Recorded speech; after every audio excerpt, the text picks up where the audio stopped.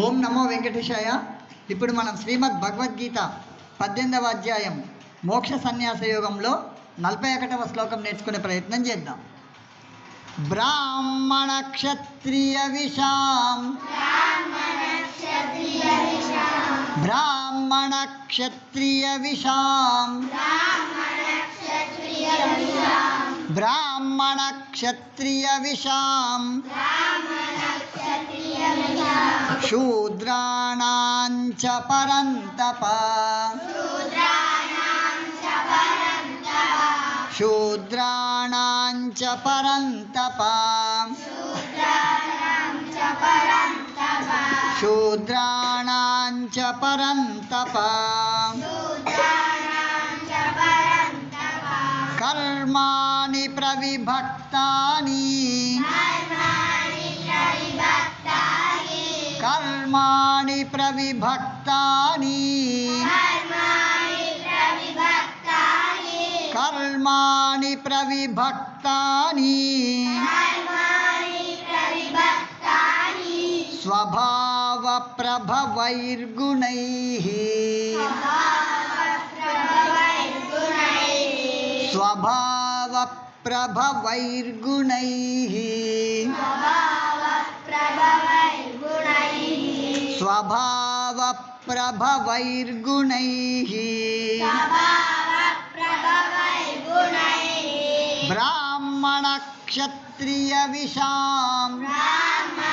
క్షత్రియ విషాం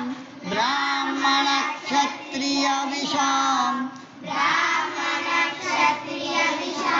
శూద్రాణాం చ పరంతప శూద్రాణాం చ పరంతప శూద్రాణాం చ పరంతప శూద్రాణాం చ పరంతప కర్మాణి ప్రవిభక్తాని ప్రవిభక్తాని కర్మాణి ప్రవిభక్తాని కర్మాణి స్వభావ ప్రభవైర్గుణైః ప్రభవైర్గుణైః స్వభావ ప్రభవైర్గుణైః స్వభావ ప్రభవైర్గుణైః బ్రాహ్మణ క్షత్రియ విషాం శూద్రాణాం చ పరంతప క్షత్రియ విషాం శూద్రాణాం చ పరంతప బ్రాహ్మణ క్షత్రియ విషాం శూద్రాణాం చ పరంతప బ్రాహ్మణ క్షత్రియ విషాం